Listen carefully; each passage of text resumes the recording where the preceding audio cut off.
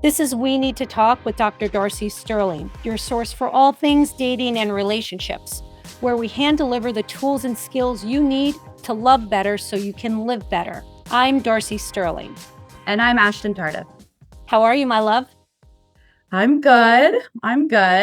Ashton is my niece for all of you who do not know that, and I will not be sanitizing my love bombs for the purpose of this podcast. And today we are discussing therapy, both from our personal perspectives as patients, and then I, as a practicing therapist for 27 years, will be demystifying that whole process of how to find a therapist, how to know if your therapist is the right therapist, and what to expect from therapy in general, because it is such a veiled process. You don't even know what therapy is or what you should expect from it until you're a patient of it. So I'm really, really looking forward to diving into today's topic. It's therapy confessions. And how often do you get to hear from a therapist their perception of therapy as a client? I mean, I don't know that that's going to be great for the profession in general. Although I would argue, because I've had some very mixed experiences as a patient of therapy. But I do think that other therapists need to hear this. I think that we as service providers, we're behind closed doors, one-on-one with clients or one-on-two with clients if you're a couples therapist, or one in a small group if you're doing family therapy.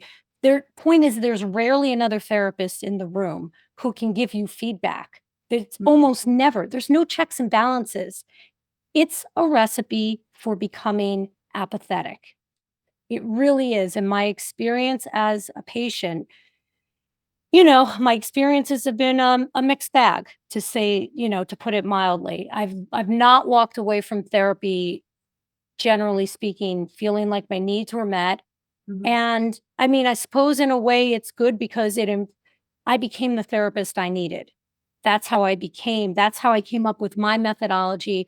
That's how I decided the whole ways in which I was going to move people through the process of therapy. It is important to be able to unpack and create a relatively cohesive narrative of your life story. So to the extent that that matters, and it does matter to be able to explain your likes and your dislikes, how your triggers came to be, what parts of your family history inform your proclivities or your sensitivities in areas of your life. That is valuable stuff, but it doesn't necessarily move you through trauma. And I came to therapy with a boatload of trauma. And by and large, well, we'll get into that later. Well, yeah, I mean, that just segues into my actual question for you. Like, I personally know that I've been in therapy, probably, I'm 27. So I would say I've probably been in and out of therapy for almost 10 years. How about you? Because I know it's different. So I added it up. I've had 5 long-term therapists. Wow. One of them was a psychoanalyst. Psychoanalysis requires that you're in multiple times a week. It just so happened that I was trying to suss out my sexual orientation at the time. So my ass was on her couch 4 times a week for Oh my gosh. a solid year and a half. That was probably my least favorite experience of therapy. Financially, I'm sure, as well? No, not at all. What was hard about that experience was I often felt it was sort of symbolic of my experiences overall in therapy, which is to say, I felt like I was talking into an empty room. And in analysis, you really are talking into an empty room. You're laying on a couch, your shrink is sitting behind your head in a chair. You don't see the shrink while you're in. That was like a movie thing. Yeah. It is, but when you're going through a mental breakdown where like your entire self-perception is crumbling because you're questioning everything about yourself, the way I was, questioning my sexual orientation. I'd been married to a man. That ended for reasons other than my sexual orientation, but I was pretty sure I wanted to only date women at that point. And because I'm somebody who really craves certainty in life, we can blame it on As being we all Oprah. do. But some of that is like ingrained in me. I've never met people need certainty to the extent that like your mom, my sister, and our other sister like certainty. Like we like answers, black and white. Gray is really uncomfortable for us. I wanted to know, what label do I belong to? What category am I in? I was not comfortable having a fluid sexual orientation. So, you know, ultimately I left that experience just choosing to identify as a lesbian. I was like, I'm never going to have certainty around this. So here's where I'm at. This therapy is a terrible experience for me. I'm not enjoying this. It didn't feel warm and fuzzy. I didn't feel particularly safe. I felt pretty judged by her. All of which is just to answer your question. How many years have you been in therapy, Darcy? So 7 total, but I would count that year and a half of analysis. That's at least 3 years of therapy, maybe more. So I Mhm. can round up to 10. I feel like I've been in individual therapy a minimum of 10 years, and I've probably been in and out of couples counseling uh 4, 5, 6 years, something like that. So good. I'm like, I got some miles under my belt. Yeah, definitely sounds like it more than I do.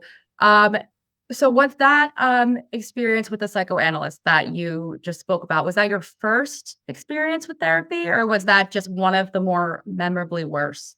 Yeah, it was one of the more memorably worst. She was my 3rd therapist. I was getting my PhD at NYU at the time. She was the best of the best. The dean of the school referred me to her. Mm. I was like, if this is the best of the best, we're in fucking trouble, man. Like, I cannot believe this is the best of the best. And then I've had 2 or 3 since. One was a trauma therapist that was incredibly helpful. That was a really good experience.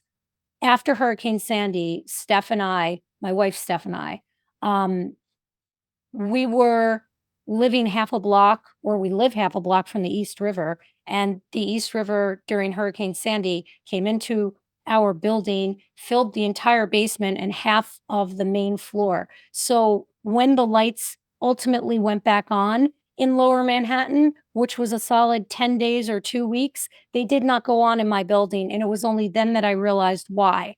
It was it was horrifying. So Steph and I both went into our own EMDR therapy, and that was very helpful. That was very helpful. But of course, I have critiques about that as well. Um, you know, Yeah, I remember that. I luckily was not here for Hurricane Sandy, but just hearing you speak about it, I could literally feel and hear like the trauma in both of your voices, you and Steph's voices.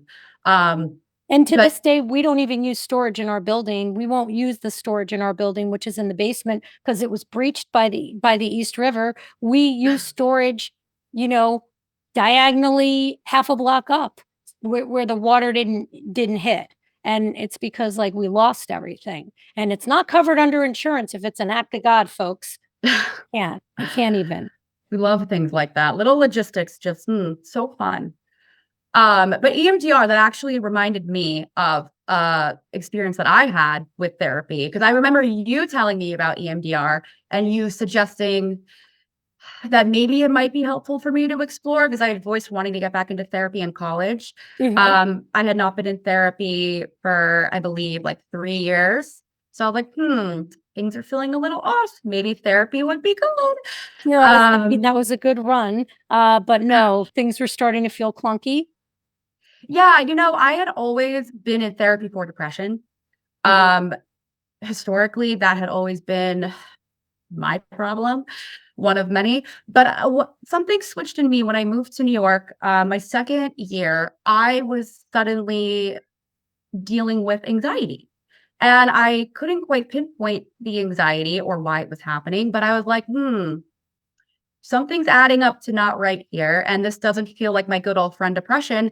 So, yeah, that really urged me to get back into therapy, which coincidentally leads to my worst therapy experience, which was an attempt at EMDR, which I really don't think that this woman, she was so sweet. She was licensed, obviously, but I don't think that she knew what to do with me and the EMDR. And I kind of just found myself tapping, doing the things, and just grasping for straws. And she was so unhelpful. And for me, the absolute worst part of that was when she actually fell asleep, nodded off. Let me be more specific. She nodded off. And I just remember like my eyes were closed and I opened them at one point because my ADHD was running rampant. And People, are you listening to this? Therapists, are you fucking listening to this? Are you yeah. listening to this? When our clients are doing EMDR, we must be attuned. And that means not multitasking. That means connecting to them and looking at them. We're not only are we supposed to be attuned, but that we are literally supposed to be monitoring your nervous system, which we need to see you in order to do. So if your fucking eyes are closed because you're snoozing in a session, I mean, people need to learn how to call the fuck out. I don't understand it. Did I know that story, Ashton? I'm actually not sure. That was my last session to say the least, but and I knew I was her last appointment of the day because I was at my first job and like corporate America doesn't really give you a lot of space to prioritize your mental health. No, and you're always grateful when the therapist is willing to stay late to see Right. you. However, do what you got to do to stay awake in the session, people, because that happened to me twice. Oh. Two different therapists. What is that? What is I that? don't know. And I'll tell you, back in the day, we were trained to blame the client. So when I brought it up to the therapist, this was therapist number 1 and number 3, the psychoanalyst. I was told that I was bullshitting, which in their defense, I absolutely was. But if you're not going to give me structure, I'm going to put on the fucking Darcy show for you for an hour, and then I'm going to drop money on your desk. Why I feel like I have to entertain, I don't know. I've always felt that way. No, I felt that too. That was another problem for me. I feel like that might be common. I don't know, but yeah, I felt like she should have paid me at the end of a lot of 100%. sessions. Right. Instead of me dropping cash, walking out the door. And the second time I mentioned it, I didn't mention it the first time. The second time it happened, I mentioned it and I was told I was bullshitting around. Two things can be true at the same time. Yes. And this is why my way of doing therapy has evolved to the somewhat neurotic, structured way that it is, because I don't put a client in a position where they have to figure out what to talk about in therapy.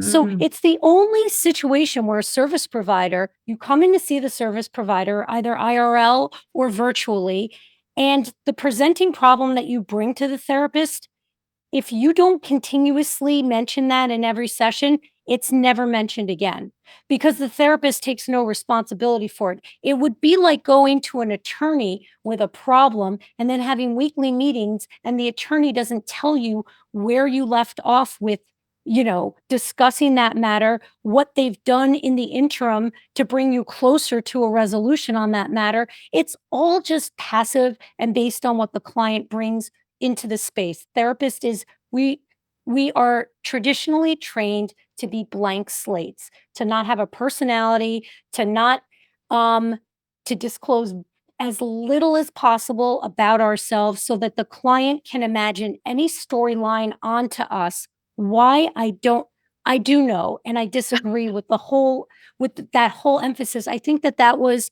a type of therapy that was appropriate for very privileged people 100 years ago when everyone could go to therapy 4 times a week, mostly women who did not work, white women, might I add, because every other woman worked. Yep. And it's just, to me, it feels very irrelevant today.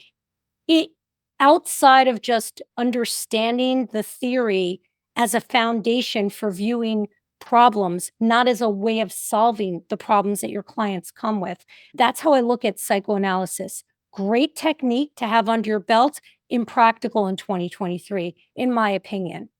I don't think I think the length of time that it takes people to get better when the therapist is completely passive. I don't know how people change on a timeline that is appropriate today. You need Yeah. yeah. I would have no clients. I would have no clients if my clients did not get better rapidly. I know a lot of great therapists, but I don't know that they bridge the gap between where people are and where they wanna be. I know a lot Mhm. of lovely therapists, let me say that. I don't know a lot of therapists who who specialize in helping people change, because for that, I don't know a way to do that without being present in the session, and that doesn't include falling asleep in sessions. Well, that Because should, I feel like, be a bare minimum. Maybe you just stay awake while you're speaking to your client, just a thought.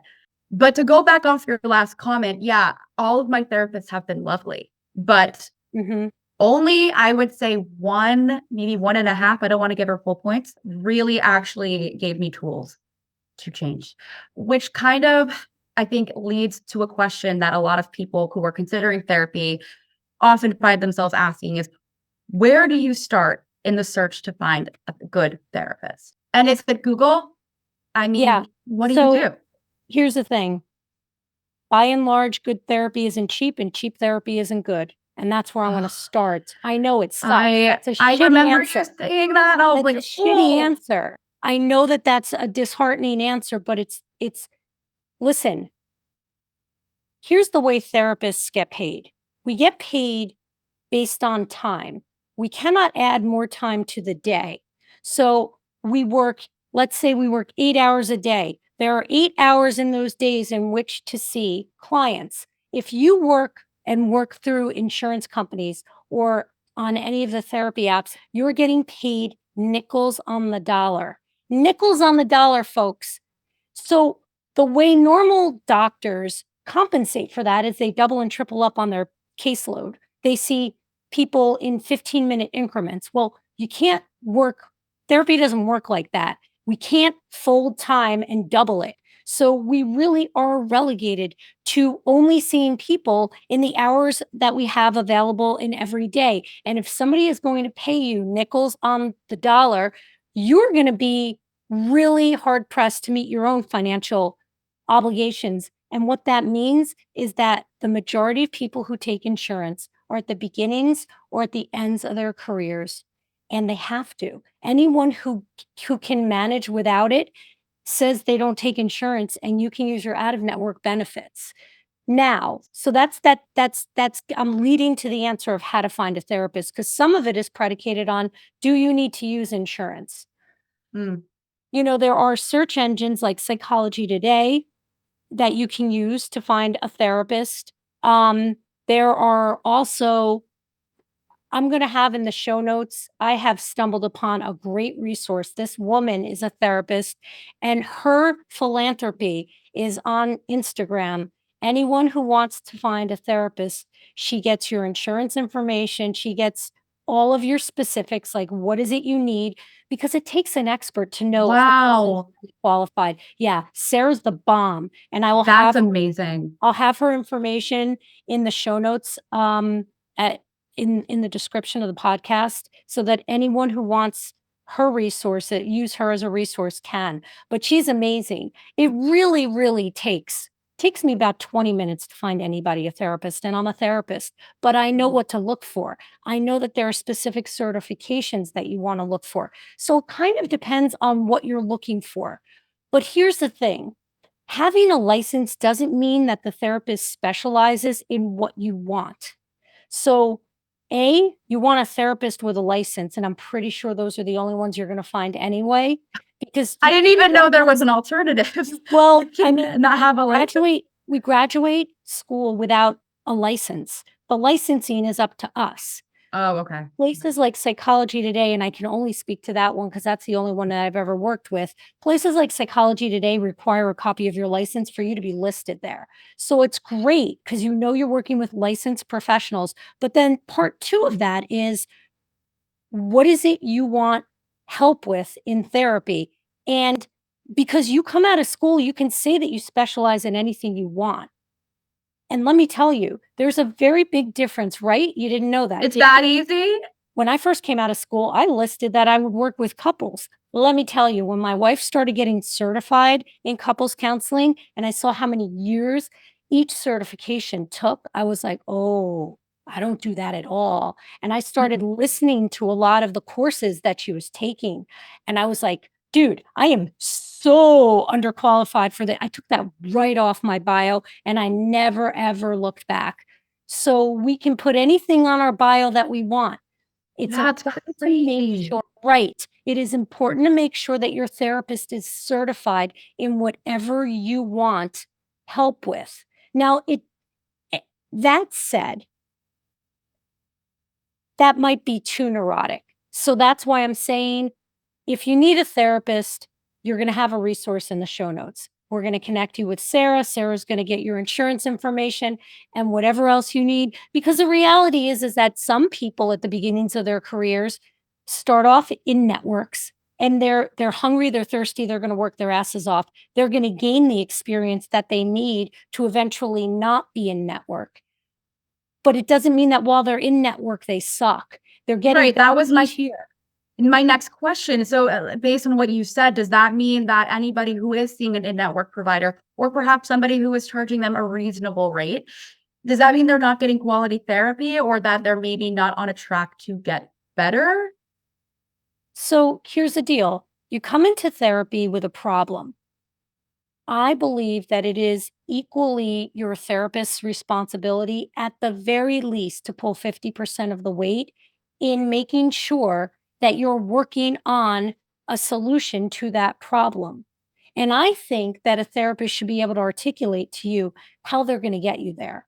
Because if you come to me with a problem, I can tell you exactly how I'm going to get you from point A to point G, wherever you're trying to get. G But for that's good. rare, right? I mean, I personally never met a therapist like that. I don't know a lot of people that have, unless they go to you.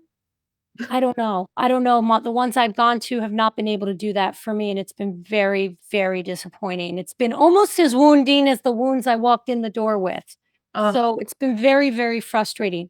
Also, keep in mind, this is a podcast. I'm not giving all the details. There will be exceptions to everything I say. These I'm giving you general answers because I'm trying to move along through all the different questions you have, because you have amazing questions and I want to get to them all. So there will be exceptions to everything I'm saying. Young therapists can be skilled. Are mhm. they going to be as skilled as somebody 27 years in the field like me? Of course not. How can they? How Right. can they? There's no Yeah. way. It's not a talent thing, it's a skills and experience thing. That said, I hit roadblocks all the time in my work. And when I do, I call other therapists for consultation and I tell them my problems with my clients. And a lot of them are much younger than me. And some of them have been, I mean, the ones I call are incredibly helpful. They're like my little tow trucks. They pull me right out of a ditch. And then my work with my client transforms. Most of us want someone who looks like they have what we want or looks Mhm. like they represent what we want to be like at the end of therapy. When you're young, you want somebody who's a little younger, I think. Right. Yep, I thought I absolutely. always did. I felt that way. I always I wanted a younger therapist. Mhm. And what we know in the research is that the most important aspect to therapy, get this, it's not their skill set, it's not their specialization, it's not how many years they practiced or how much money they charge. It's the relationship between you and the therapist. If that is solid, it is the greatest predictor of a positive prognosis. But how do you know if it's solid? I feel like it's If almost you like like the dating, therapist a lot, if you like the therapist a lot, it's solid. like, as a human. Yes, it's all based on the person. Now, I would argue, listen, my PhD was a quantitative research study. Basically, what that means is that I'm all about measurements and numbers. And I can't help but wonder if the reason why that's the strongest indicator of a good prognosis, or whatever the prognosis will be, which is to say your connection to the therapist, I can't help but wonder if the reason why that's the strongest indicator is because the rest of the bar's so low. You've had client therapists who've you had a therapist fall asleep on you. I've had two fall asleep on me. My EMDR therapist, who I loved, I opened my eyes in the middle of each. So in EMDR, your eyes are closed periodically while you're getting something called bilateral stimulation, which we can have a whole episode on what the fuck is EMDR anyway. Mhm. We can have an episode on that. I'm not going to do that here. But suffice it to say that as the client, your eyes are closed and periodically you open them, you look at your therapist, and mine was texting her daughter and acknowledged it. Like, "Oh, sorry, I'm just shooting a text off. Keep going. You're doing great." Literally verbatim is what she said. Oh, I've not heard this And I story have before to for the say, record. look, we're human beings, therapists. We have good days, we have bad days. We have moments in our life where we are just not 100% attuned and plugged in. You have to process that with your client. Mhm. You have to acknowledge it. It's like Yeah. any other relationship. Maybe you don't do it in that session, but you do it in the next session. You say to your client, so how was it for you when you opened your eyes and you saw me texting and I told you I was texting my daughter?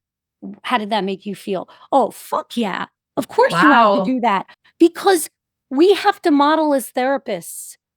And I like amped up, jacked up, annoyed because as therapists, the expectation, we know better. We have to be better. So yeah, we don't get to be the way we are in our personal lives, which I would hope that we'd be better than most people in our personal lives, but it turns out that's probably faulty thinking as well. I feel like this is like Darcy slams the entire industry of therapy in episode 3 of We Need to Talk. No, but people have these real, concerns and feelings as clients about therapy. I cannot even tell you at 27 how many people I know at my age who are turned off by therapy because of experiences that they've had just from trying once or twice. And it's so hard for me to, like, nail into their head, "Listen, they're not all like this." And it really is a problem. It really is. Um, but I have a unique question for you that I've personally never experienced because all of my therapists have been older women for the most part, and I'm straight. But what happens, or have you experienced this, if you are attracted to your therapist or you find yourself developing an emotional Feelings, connection? yeah, Yeah, feelings for yeah. your therapist. It happens all the Mhm. time. I'm So sure. we're trained in school to expect that. Mm, I want to normalize that whole thing. Human beings are going to be attracted to people across all walks of life because we're simply like that's how we're human. hardwired. Doesn't matter what kind of committed relationship you're in, you're going to find other people attractive. Now, in a therapeutic relationship that's going well, this person is creating space for you and holding space for you in a way that probably no one else in your life is. Mhm.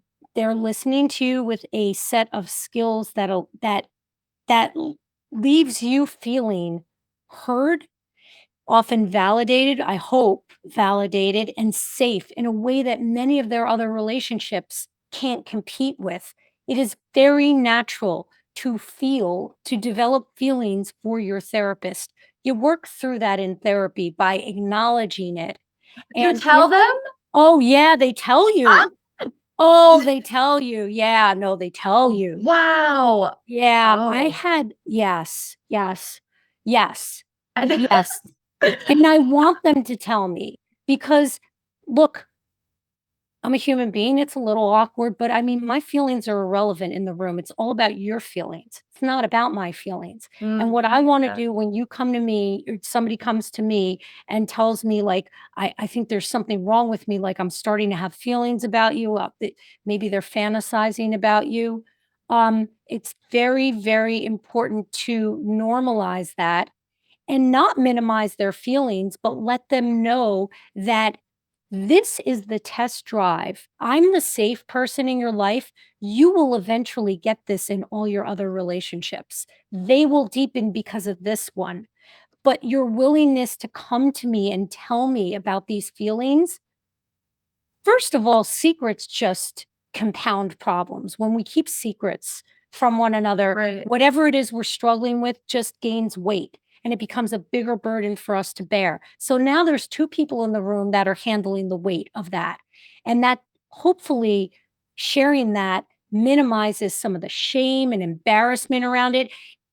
It's like one of the most common aspects of therapy. People develop feelings for their therapist. Sometimes they fall in love with their therapist. Oh god. Sometimes they're attracted, and we are meant to keep the space safe. It is never okay for your therapist to act on that or to suggest that there's any scenario under which you can make that work. To Right. just be clear. But what if, you're assuming that the client is not ready to share, or they never share with their therapist their feelings or their attraction, and maybe they won't? Does that mean that the client needs to look for another therapist if they're not going to share that with them? Well, that's often what clients feel. And I can't tell you how many times on the last session, with no notice that it was going to be the last session, I've been told that. I can't even tell you. And you Wow. try to create the safety at that point, or I've tried to create the safety at that point. But if somebody's going to be out the door, they're going to be out the door. And at least they had the courage to tell me. At Mhm. least they had the courage to tell me, and it's all about, like, helping them. I if I'm sure there's no way to work it out, then I just wanna help them close out our work, review all the things that they did that they accomplished, and make sure that they have somebody to go to continue their work, and oftentimes people are like, "I need a guy because I Yep. don't want this to happen again." And there aren't many Right. men in the field, so That's a whole 'nother thing it's a whole other too. problem. Yeah, there aren't many men in Yeah. the field. Yeah, it's a And I health. feel like mental health in general for men, it's not as, talked about. It's more taboo than it is for It women, and is. I really hate that. Like, I truly hate that, and I really, wish the narrative would change, and I work to try to change it with even the men that I speak to that A, need therapy or B, express interest. Yeah. Um, which speaking of that, brings me to my next question is, what if you don't have a specific problem? Meaning, what if I don't have a pinpoint of trauma, or I don't have a specific issue that I want to fix, but I know something is wrong. Something I'm not happy, something needs to change, but I don't know what it is. What do you recommend that somebody do if they're thinking that therapy would help? So here's the deal. The best therapy, the deepest therapy happens when there's no crisis, when there's no fire Really? to put out. Yeah. Yeah, Oh. My goal is always to get the person out of pain as quickly as possible so I can do the real deep work. People Mhm. come to me, most of my clients do not objectively meet criteria for therapy. Most of my clients come to me and they want more. They've they've been killing it in their careers and maybe they blink and realize, like, "Oh my god, it's been 10 years I've been working my ass off. I need to build a tribe. I don't have the closest relationships that I want. I want a significant other." So, by and large, my clients come to me and on paper, they look better than better than okay, much better than okay. But usually they come to me and there's something, some pain point that brought them into therapy. It is my responsibility as the therapist to do an assessment, which for me is a very long session. I try to do it in 2 hours. I never succeed. I stop the clock after 2 hours so the client's not charged beyond 2 hours, but my assessments usually go 3, sometimes a little bit more than 3 hours. By the end of my assessment, I have all the major life events in that person's life. I may not have it perfectly fleshed out and colored in, but I've got the bullet points of, like, the major life events that they've experienced. It is my responsibility as the therapist to look at the presenting problem. Why did the person come to me? And then by the end of the assessment, say, in what ways do I think their history may be impacting how they're feeling, if at all? And then it is my responsibility, or I have made it my responsibility, to in turn say, here's where I would suggest we begin our work. So you begin your work, and almost always I agree with my clients that what they want to begin with, I almost always agree that that's where we should begin. My clients generally know what's wrong, they just don't know how to fix it. Now, what happens then is we set a therapy goal. We decide on a therapy goal and a date by when we're going to measure our effectiveness, our success in that therapy goal. And then every session leading up to that date if you were to do like a quick screenshot, like a 10-second audio recording, the content in that session should coincide, should make sense with the therapy goal that the client is working towards. We should not be talking about time management if your issues are intimacy related, right? Mm. Like what, and it's my responsibility to keep us on topic and make sure that we're talking about things that are going to bring them closer to where they need to be. It can be very anxiety provoking when you're not in a crisis to know what to talk to your therapist about. And Mhm. most people will quit when they're out of pain, when they're out of a crisis. But that's really the opportunity to do the deep, deep, deep work that's going to give you the best bang for your buck. You know, you're not working on traumatic, you're not doing EMDR reprocessing on traumatic events when a person is in a crisis. You need a person to be stable to do that. You cannot do that when the person is in the middle of a crisis. They must be relatively stable, unless it's a natural disaster or a war situation, in which case there are very specific protocols that we follow to do effective EMDR even in that crisis situation. But by and large, the deepest healing happens in the pockets of time where the client's life is quiet. And I want to teach my clients that being quiet is actually okay. It's preferred. You don't have to create a crisis. You don't have to look for problems to bring to me. So the way my sessions, and again, I know I'm weird. I know I'm a weirdo, but I have set my sessions up so that people don't have to deal with this stuff. So Oh, nice. my sessions follow a script. Clients complete something called a session prep form before every single session. On it, it's the same 5 questions week after week. My therapy goal is this. Main points of the last session were this. Homework assignments are here and they're completed or they're partly completed. The majority of my session is spent asking clarifying questions about how they completed their homework assignment from the previous session and tweaking the homework assignments. The homework assignments are all geared to give them practical things to do outside of session. So we're not just mentally masturbating about wanting to be more vulnerable in our intimate relationships or more open to meeting new people or whatever the client's reason for coming to me is. For people who are interested in therapy and are have no expectations, should they be expecting their therapist to be giving them assignments, to be giving them homework? Is your model something that people should be looking for when they're going into consults, when they're starting their therapy journey? Because we know you're different in a very good way. But and I know I'm an anomaly. What I would say to people is this: you know why you want therapy. When you go to a therapist, you tell the therapist, "This is what I want to work on. Do you feel capable of helping me with this issue?" Therapist is going to generally say yes.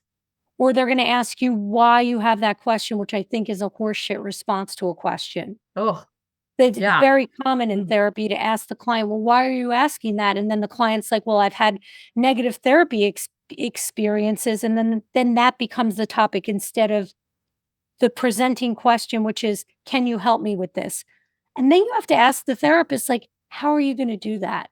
And how are we going to Mm. make sure that like we're talking about this in every session?"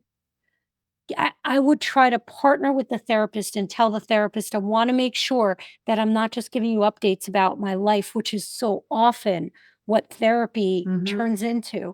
It's certainly what mine has almost always turned into. An Yeah. update about my previous Mhm. week. I often don't even know what the fuck my clients did in the previous week because I'm that laser focused. And I have to tell you, I would much rather talk about what they did in their previous week because I'm curious about their life, but that's not what's going to serve them. And here's the thing, some people want a safe space and a validating therapist, and that's all they want. They just want that. Well, if that's what you want, then you hit the lottery because just about every therapist can do that for you. Yeah. Yeah. So, as a client going into therapy, we need to be approaching this as not just a passive person waiting for the therapist to really just do it all for them. We need to go in there with a reminder and a goal each week, not only for ourselves, but for the therapist. I feel like a lot of people do not know that. And if your therapist is not doing what they said they were going to do, you approach the therapist and tell them, "I'm feeling like we're not following the agenda that we agreed to." We call this contracting with our clients. It's not a real contract, it's just an agreement. This is what we're going to work on. This is how often you're going to come in on these days at this time. This is what I'm going to charge you. And so the client needs to say, I feel like we've become a little distracted and derailed. I wanted to work on solutions to this problem. How can you help me? How can you help me do that?" And you give the therapist an opportunity to get back on track. And I'm telling you, if they're not there within 2 sessions and then consistent with it, that is not the right therapist for you. So if I'm in therapy, all right, I'm in therapy and I'm not sure about my therapist yet. How many sessions would you give it as a client before you call it? Is it Or like, okay, 4, straight up 4. Like, literally, people either love me or hate me inside of 4 sessions. I'm not a slow warm. I'm an acquired taste that someone either is predisposed to or they're not. And you do not need to be investing more time and more your money? therapist should be somebody who you feel like you could have coffee with if you were to run into Mm, them in a cafe and they were the only person there. Could you strike up would you wanna strike up a conversation with this person? Do they look interesting to you? Do they look warm and welcoming? Are they inviting? And that is it's kinda like dating. You know mhm. after the first date if you want a second date or not, or you know at least if you're repelled. If you're Right. repelled, I say give you look,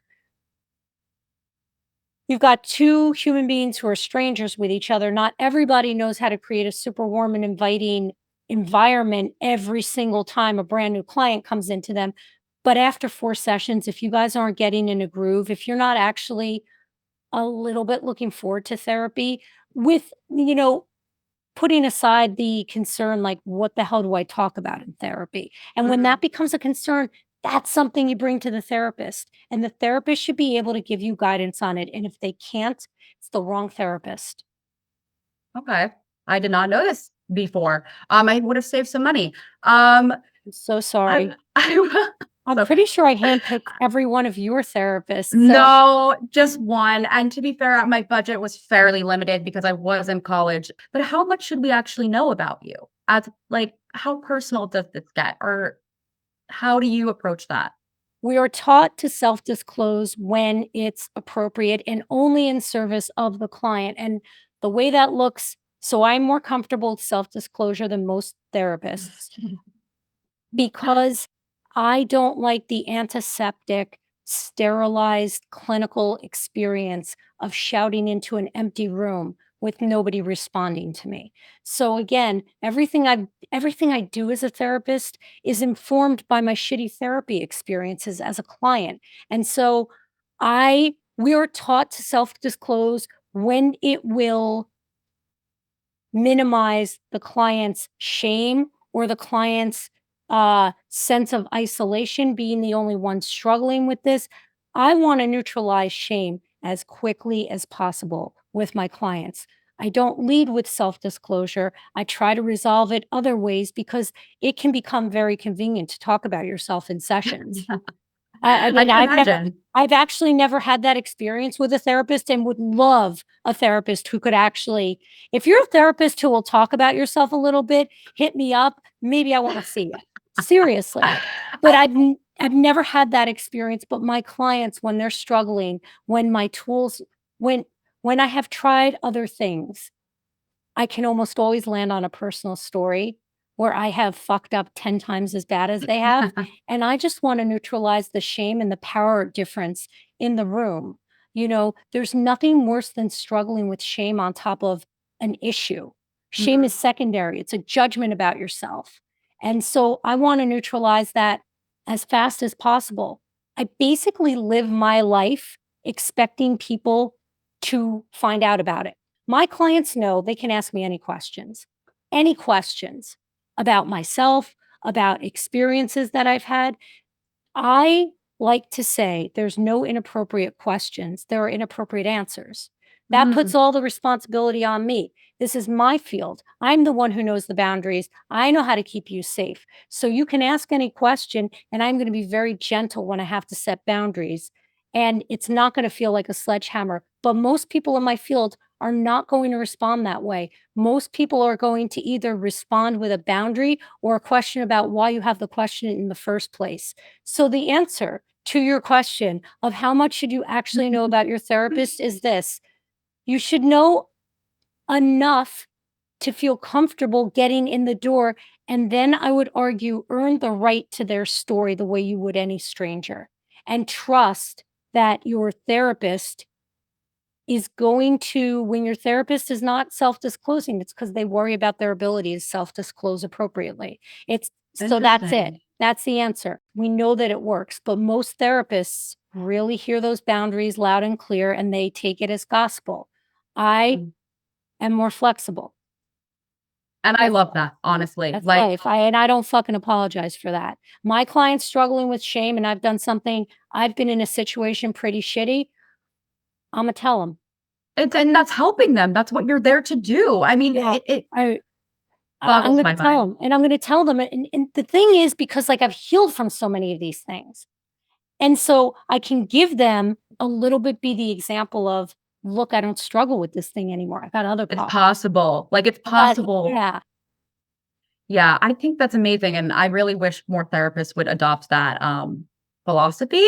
that can go south. Um, That can be a problem because part of the how reason so? I tell people not to self-disclose is because it can turn very it can be very gratifying to the therapist to be able to talk about themselves Oh. session after session after session, and then how do we differentiate this space from being with a friend? That's the Mm, difference between the therapeutic space. So when I self-disclose, it doesn't go on for long, and I often will add time on because I won't charge for it. Like, I just will add a little bit of time on to the end to make sure that I didn't take away from their session time. But I'm hey, you don't crazy. suck. I Like, know, but I no. know, but I am Come I'm on. crazy, and other people aren't gonna do that shit. They're gonna stop you at 50 minutes. That's it. Mhm. Doesn't matter where you are in the story. That's all we have time for this week. Those words have never come Oh, out of my mouth. I They wanna never. ask, that is all something that I literally how do you feel about that? I feel like we already know how you feel about that, but, like, How do at you what feel point about that? How do you feel about that? Um, like, personally, it's happened to me, and it feels jarring. I Me lose my too. train of thought, and then I feel embarrassed. I'm like, I almost feel like I've overstepped my time or, like, it's a weird feeling. It's like, "Oh, okay, well, I'm just gonna grab my things and shove my trauma right back where it came from, and we'll just pick up where we, left off last week." It's terrible. It's terrible. I think it's poor technique. Every one of my clients knows that if my client that I'm working with right before you is not perfectly wrapped up, you will get a text from me and it will say, I need 10 more minutes. I will not end in the middle of a traumatic story or a real.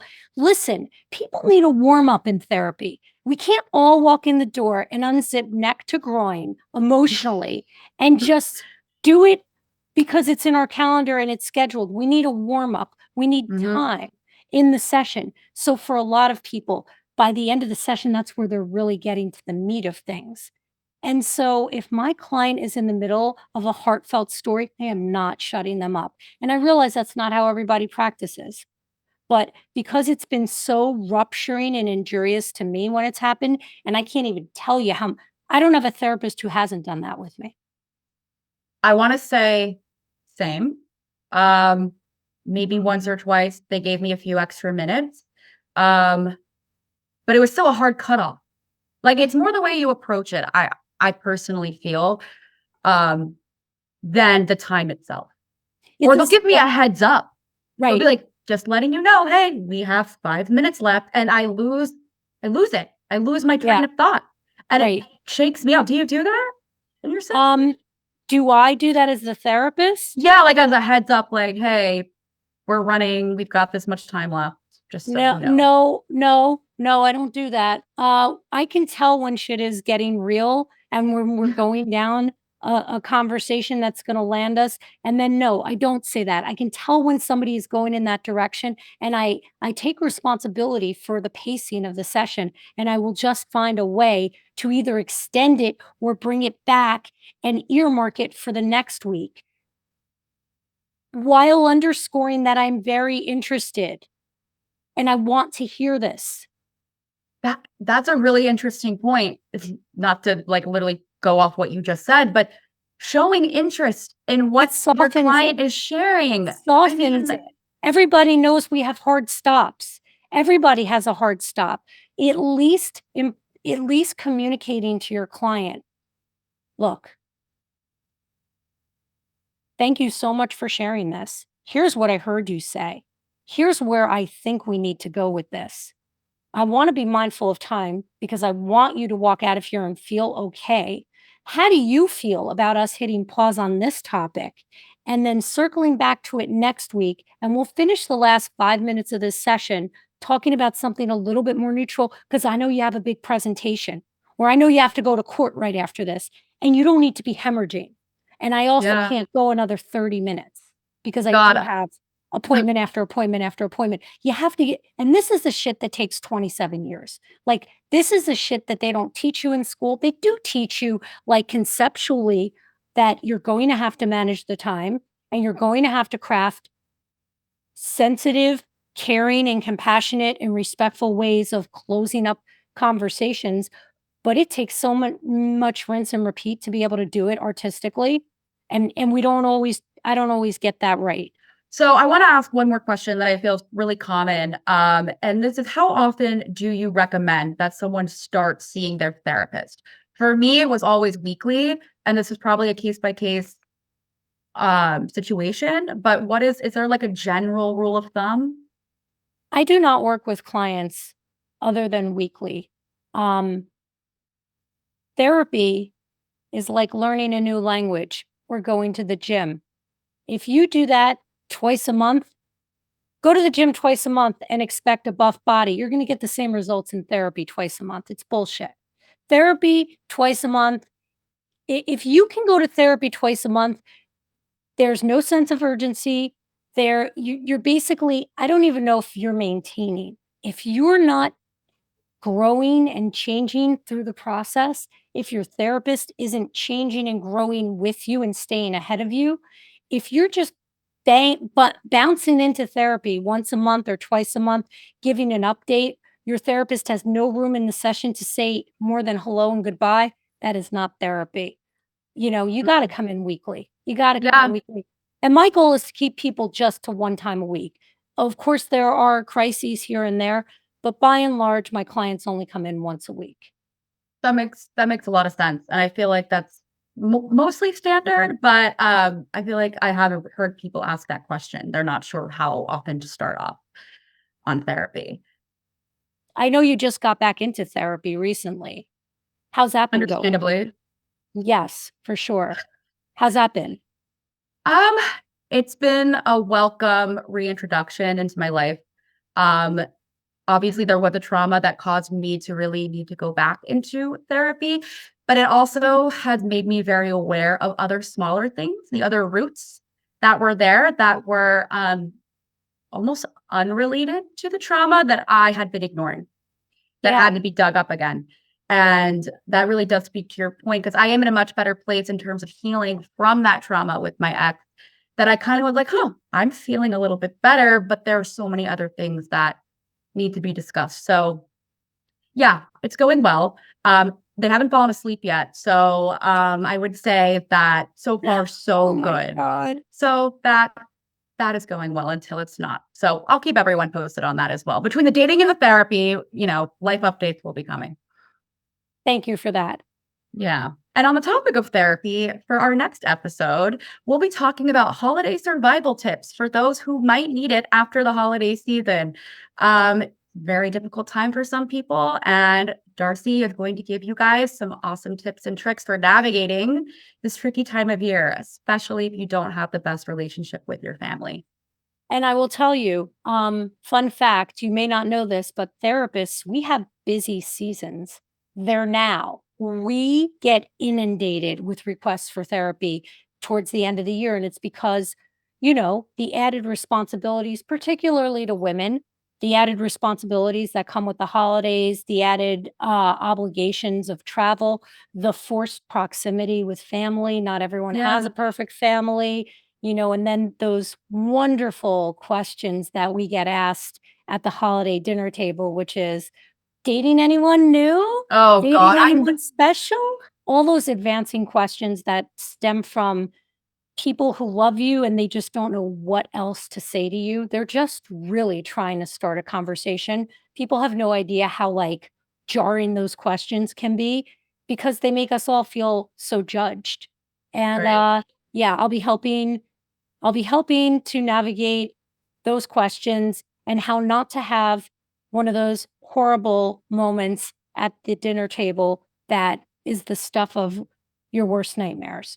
Yeah. Yeah. Or a mental breakdown, whichever happens first. 100% trying to keep people out of inpatient hospitalization here. You're really doing God's work. Stop it. Oh my goodness, I'm so excited. Thank you for this wonderful conversation, Ashton. I learned a lot about you. I didn't know some of those things about you. I love that I'm learning new things about. I think I know everything about you and it turns out I don't. I don't think anyone knows everything about me, myself included. But I learned actually a lot about therapy too. And in my next session, I'm actually going to be approaching it through maybe a slightly clearer lens. So thank you. You're very welcome. You want to read us out? Yes, I will do. We Need to Talk with Dr. Darcy is a Sterling Standard production. Special thanks to Amanda Christiani and Stephanie Sterling. Our engineers are us. If you like today's show, please follow us by searching We Need to Talk with Dr. Darcy. If you love today's show, please give us a rating. We'll be back on Tuesday with a brand new episode. Thank you so much, Ashton.